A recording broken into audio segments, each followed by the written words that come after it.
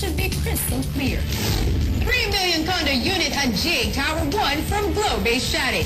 And a heart-raising 1 million pesos from Jack in Jail. Super bilis ng pag-asenso. Super hot at sasaya dahil nalalapit na ang finish line ng Pinoy Big Brother Teen Clash of 2010. Nagbabalik ang Pinoy Big Brother Teen Clash of 2010 live na live pa rin on a Saturday night. Kanina nga ipinaalam na namin sa inyo na papangalanan natin ang mga teen housemates na nasa rank numbers 5, 3, and 1 sa vote standing.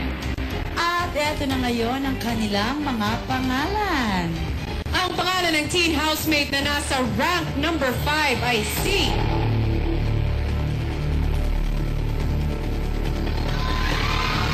Ivan. Ang teen housemate na nasa rank number 3 ay si Brett. At ang nagmay-maari naman ng highest percentage of votes ay si Ann. Mga kapamilya, please remember that these rankings are not permanent and not final. Yes, of course, nasa inyong mga kamay pa rin kung paano nyo babaguhin ang takbo ng nagaganap na botohan. Tandaan na tuloy-tuloy pa rin ang pagboto para sa inyong Teen Big Winner. At syempre, huwag tayo maging kampante. Don't assume na nasa higher ranks ang teen housemate na gusto nyo. For all we know, malay nyo baka nasa number 7 sila. Kaya naman, importante na mag-vote, vote, vote. Yes, pansamantalang po natin ititigil ang botohan sa Miyerkules sa June 23 para malaman natin kung sinong Teen International housemate ang makakakuha naman po ng pinakamababang boto at lalabas ng bahay ni Kuya. At para malaman na rin natin kung sino-sino ang bubuo ng ating Teen Big Six. At ang mas sinangarang every moment sa huling 7 araw ng Teen Clash of 2010. At habang papalapit ang Unite at the Big Night, dapat lang na mas makilala natin ang mga teen housemates para mas malaman natin kung sino nga ba ang deserving maging Teen Big Winner.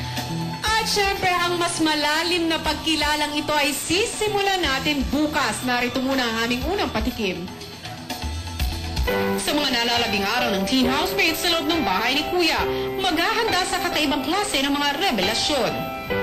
Revelasyon ng mga kabataan tungkol sa kanilang mga sarili, sa kanilang mga pamilya, sa kanilang mga saloobin, sa kanilang mga pinagdadaanan. Simulan ang mas malalim na pagkilala sa kanila sa espesyal na araw ng mga ama. I shouldn't be as frustrated with my dad as I was. They went to, what's that, court? They decided to separate. And I heard the judge to separate until now. Nare-recall ko lahat ng nangyari sa akin. Iniisip ko na ngayon na nandito na ako, parang masikip sa dibdib. I love him so much. And I would do anything for him. Kilalaning mabuti ang teen housemates. Kilalaning mabuti ang dapat umabot sa pagtatapos ng edisyong ito. Kilalanin ang karapat-dapat maging Teen Big Winner dito lang sa Pinoy Big Brother Teen Clash of 2010. At yan ang isang silip sa mga kaganapan sa huling 6 na araw ng mga teen housemates sa loob ng bahay ni Kuya. And as part of this special Father's Day celebration, naabangan din ang pagpasok ng well-loved celebrity father and daughter tandem na sina Gabby at Casey Concepcion. I would like to thank Anthony Hairdressing, Salon de Manila, Casaclu, SM Accessories, Mega Zenzes, Splash, Seriously White Whitening, Dr. Kalayan, Dr. Steve Marcan, Fendi Eyewear, Fresh the Contact Lens, and Happy Father's Day to my dad and my lolo! Tony, Mariel, and I would like to thank Bo Marcon for our outfits tonight. Special thanks to Ton Lau. I would like to thank Meg, Dr. Smanyo Paikalayan, Alex Carbonell of Studio Fix, Avon Mix, and Marley Aquino. Thank you!